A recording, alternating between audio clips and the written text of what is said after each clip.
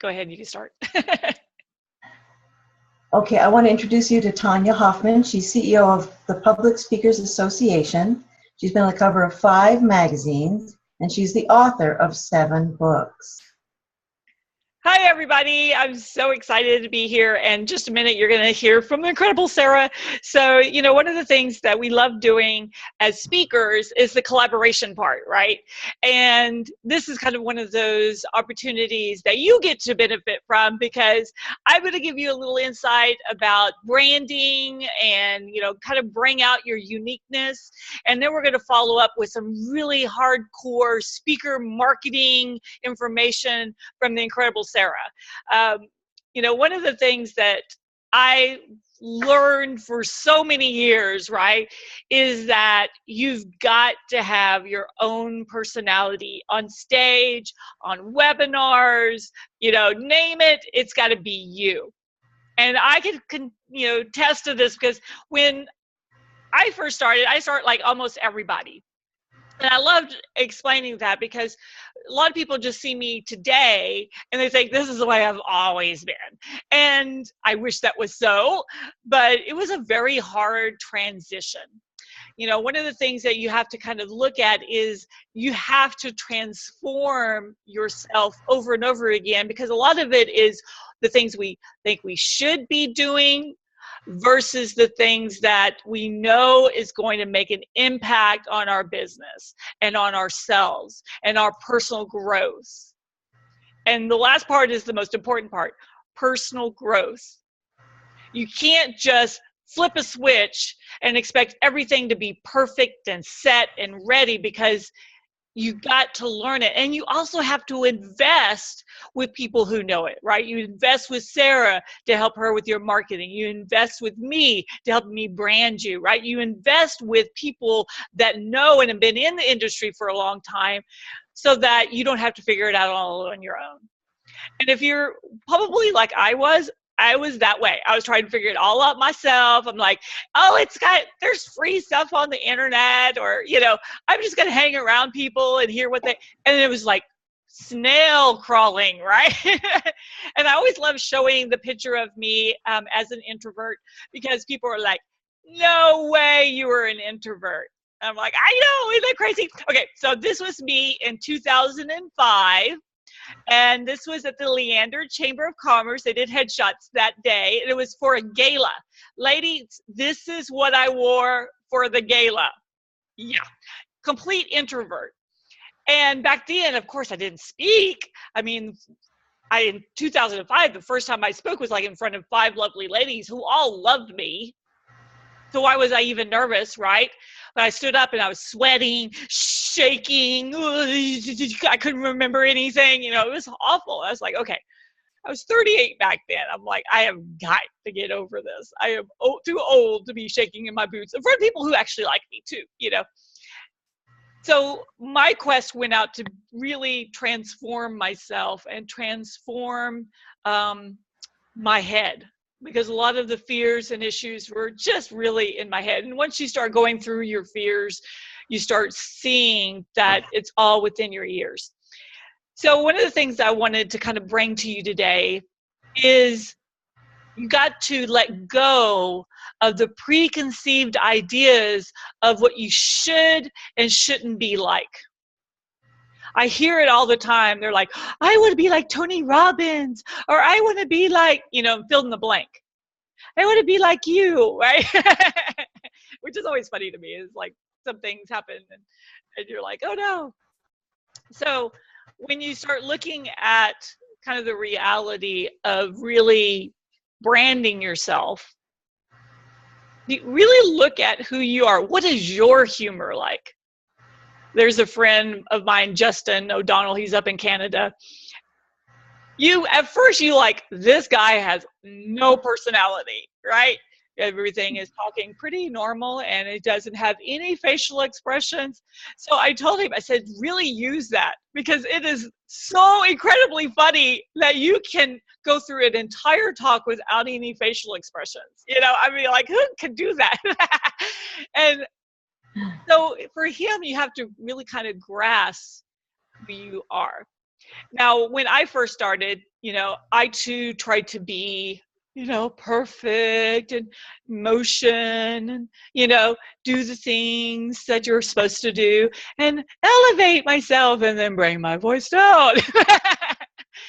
But the problem is trying to remember all of those things puts you into your head and not your heart.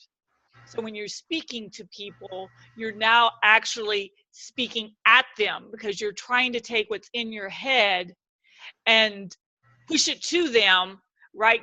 Make sure that they understand exactly what you're trying to say instead of just coming from your heart.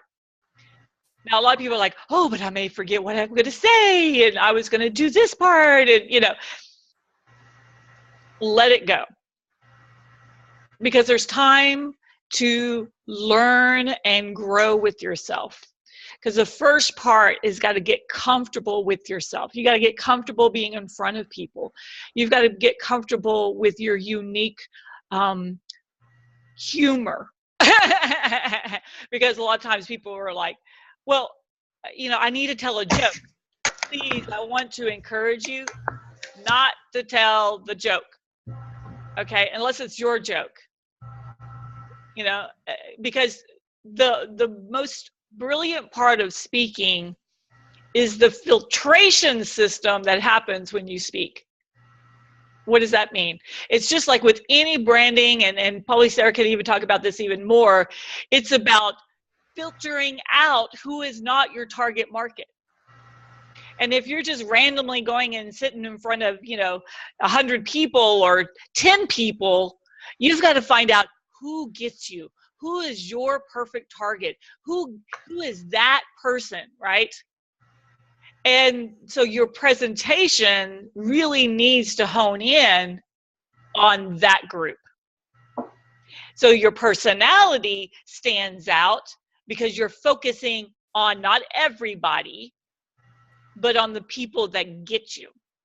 And this is really important to remember, is a lot of people get on stage, because I did the same thing, right? And I'm in my head and I'm trying to be perfect and I'm trying to look like a professional speaker and I've got my, outfit on and I'm looking sharp and I'm motioning the right way and I'm not connecting. So then who comes up to talk to me afterwards? People that like the robotic people and they want me to be perfect and they want everything to be just so, because that's the person I showed on stage. Okay. So when you look at, well, those aren't even my peeps. I want people who don't want to be perfect. I want people that are super nice. I want people that love Tonya and not the pretend Tonya, right?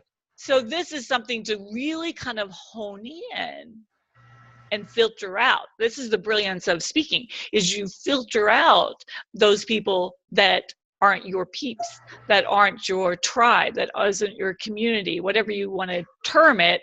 It's those people that you're like, okay, that bottom 25%, there's always going to be people who don't like you. And I know, ladies, y'all are really having a hard time with this because I had a hard time. Like, what is there not to like? I mean, really, what's Tonya got to do to make you like her, right? When it has nothing to do with me, right? And there's 25% who love you immediately. So why aren't you even focusing on them? Because those are the people who are going to actually buy something or create opportunities for you anyways, right? And then there's 50% who hasn't decided. So you let them decide which camp do they want to be on and be okay with it, because realistically, the bottom 25%, they don't like you, but you don't like them either. So let them go, right? So when you create this momentum in your life, one of the points I wanted you to get to in your progression, your personal development, is the moment you stop caring. And what I mean by that is you stop caring what people think. You stop caring about your presentation. You stop caring about, the outcome. Because the more you care, the more people feel the desperation. They also don't connect with you well because you're focused on the outcome. You're focused on what you want them to get to do, right? Versus you're in yourself, you're in your own skin. And there's that set of confidence when you walk in or you show up on a webinar or on a radio show or in person, wherever you are, when they could just feel you. They could feel everything about you. And that's when you know you've got your brand, right? If you look at look at Oprah, for goodness sakes. She owns her brand, and she didn't really start becoming massive where people really were gravitating to her until she was just her, right? She was okay that, she would go up in weight and down in weight. That was just who she was, right? She didn't try to fit into a stereotype. She would show herself without makeup on, for goodness sakes, right? And we hit buttons with ourselves. So I want to encourage you to get to that point. And the only way you can get to that point for most people is by doing it so much that you hit that wall and you're like, oh, this is exhausting being someone else. You're just exhausted. So because of that, you have to let it all, shake it off. And you're like, okay, I just think I'm going to be Tonya today. Because I remember the moment I was on a webinar. Okay, it wasn't even in front of people. It was on a webinar. And I was literally at that point, I was just like exhausted of trying to make everything perfect and get my words. Because I have a speech impediment that comes out a lot. And so my words get all mixed up. And it's hard for me to read something off and to memorize. It's just really tough. So it was just exhausting for me. And I remember the moment that I'm like, okay, I'm just gonna wing it. All right, we talk it, wing it. Now, realistically, I've never met anyone that I could ask them what they do and they can't talk for an hour about it. So when you think about it, any of us can get up and just be ourselves because we already know what we're going to speak about. And if you've spoken enough, you definitely know what you're going to speak about, right? You just get up and you do it.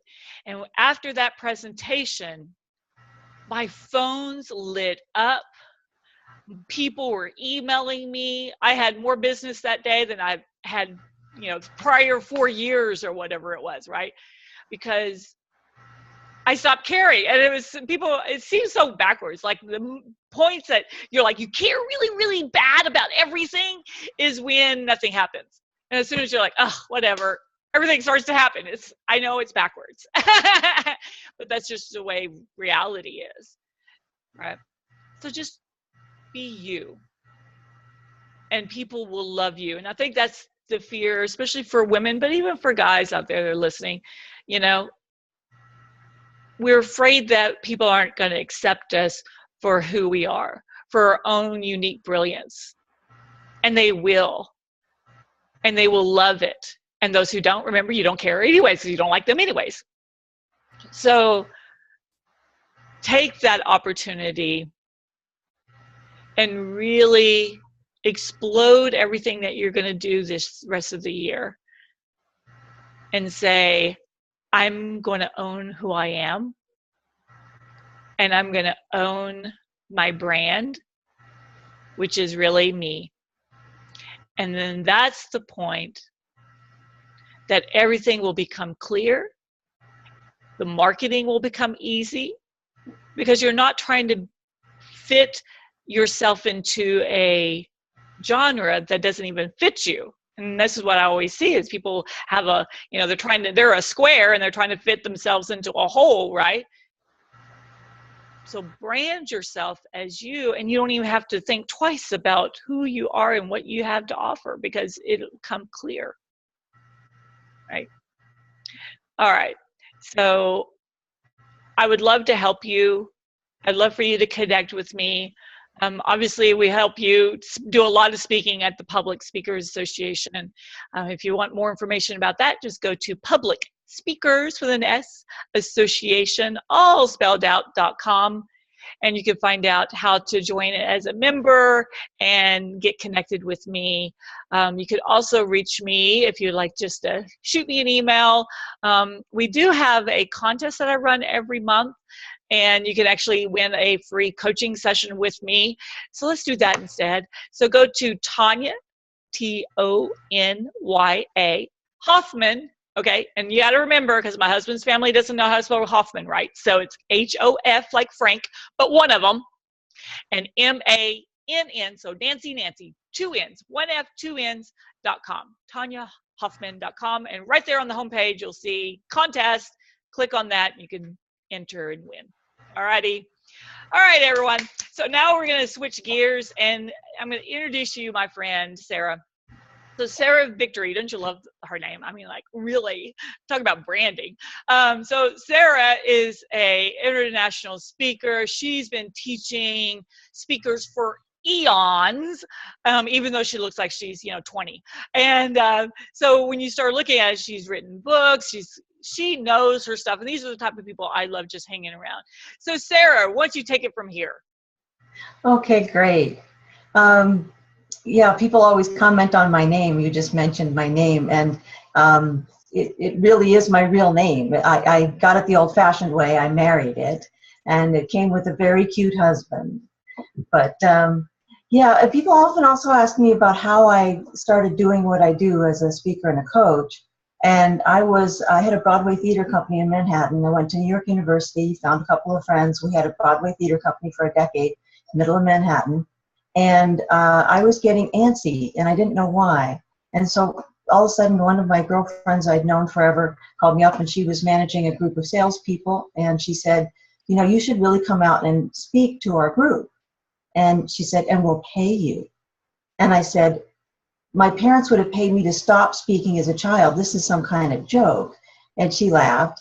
And she said, no, we'd love to have you come out. It's just no drafty theaters. It's a beautiful hotel with this view of the ocean. You're going to, you'll love it. I said, okay, all right, I'll try it.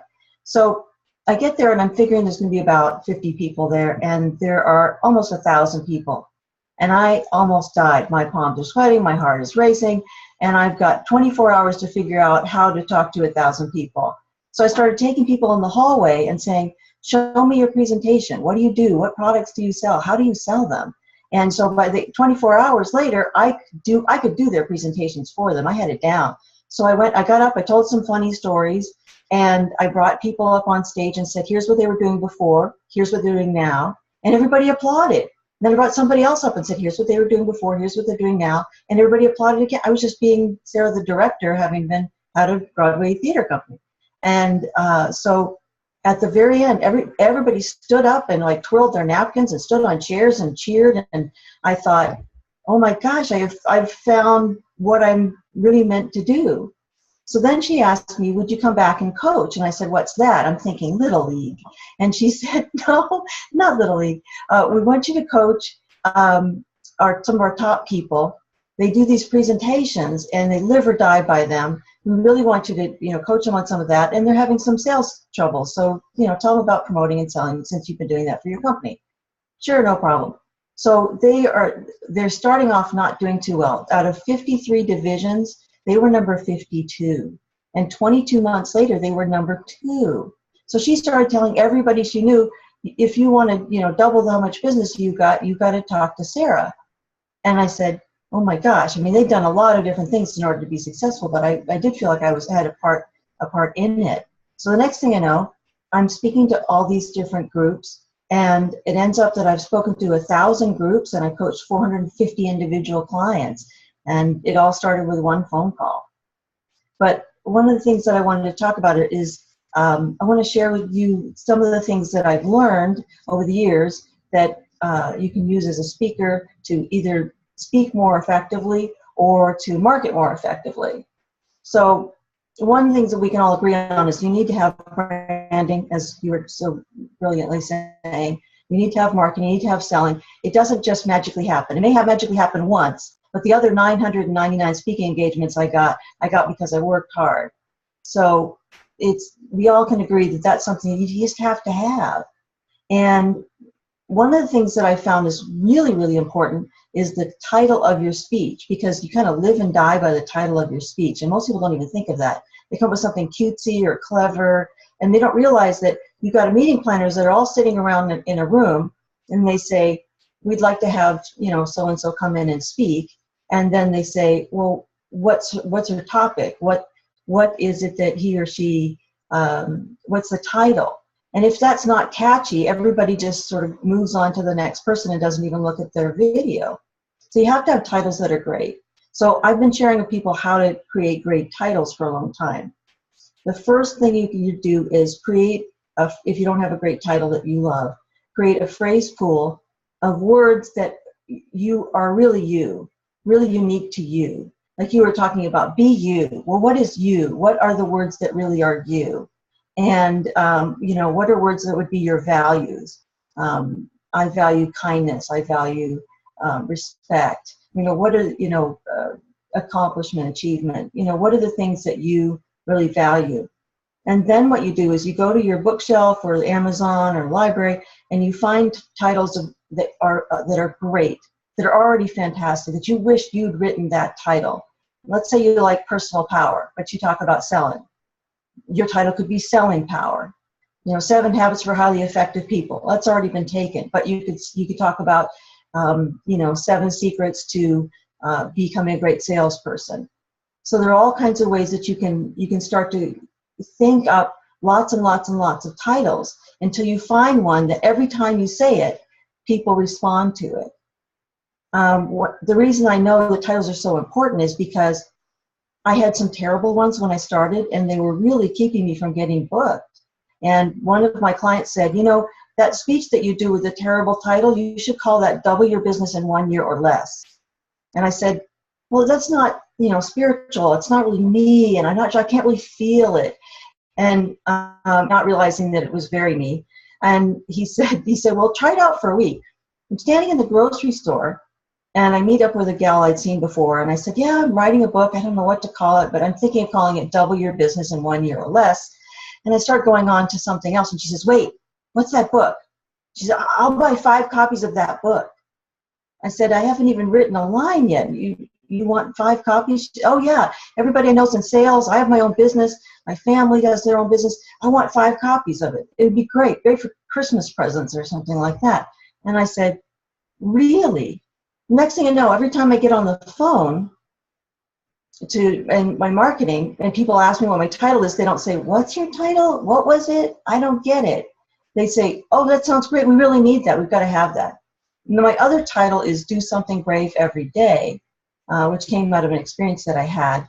And people really loved that and started responding to that. So all of a sudden I had titles that people could respond to, and one or the other of those they're going to want. They're either going to want something more motivational, they're going to want something more practical. And so those two have taken me around the world, literally. And so having a great title is really powerful. So using your phrase pool makes a really big difference. The other thing you can do is have a great website, have a great one sheet. Make sure you're showing off your area of expertise, who your market is, just like Tonya was saying.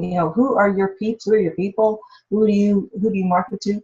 What are the benefits of hiring you? What makes you an expert? And what groups have you already worked with? So they can know if they fit in or don't fit in. You're trying to rule people out as much as you're trying to rule people in.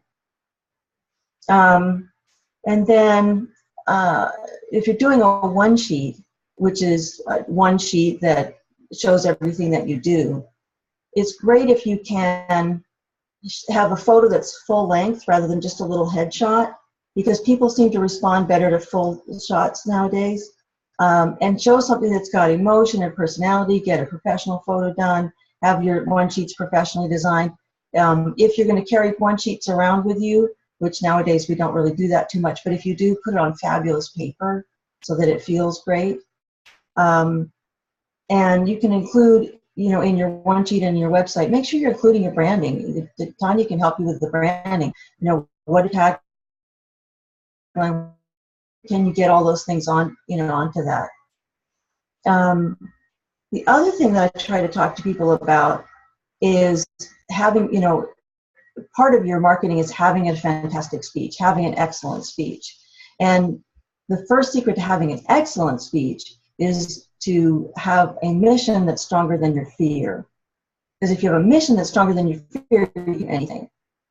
And the second secret I figured out about having an extraordinary speech is having something called a super objective, and that is a super objective is having a simple statement that you can use to project yourself forward in the speech and keep you connected to the audience and not to yourself.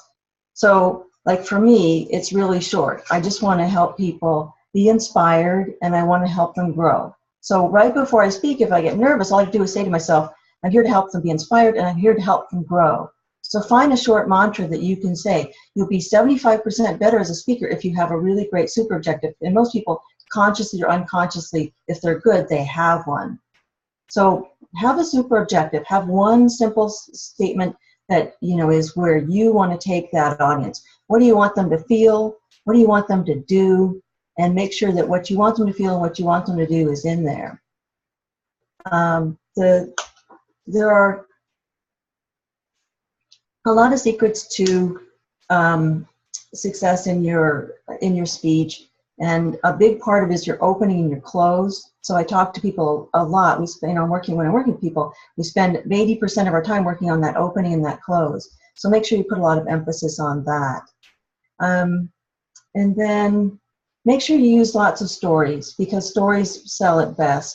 Stories and examples, and use your own stories. Again, be you. Don't be telling funny stories that you got from Reader's Digest. Don't be, telling it some joke that you heard. Tell your own stories, your own things, find your own humor, and that'll make all the difference in the world.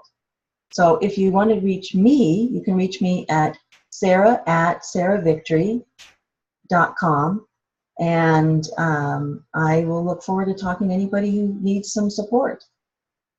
Awesome. All righty, everybody. So take advantage. Go meet Sarah. Go to her website, sarahvictory.com. Go meet me, TonyaHofmann.com. We make it very easy for you. So, so thanks for being on, Sarah, today. That was so much fun. Thank you. It was great getting to spend time with you. All righty, everybody. So get in touch with us, and we can't wait to help you get your brand down, get your marketing on, make sure that you can go out and change lives today.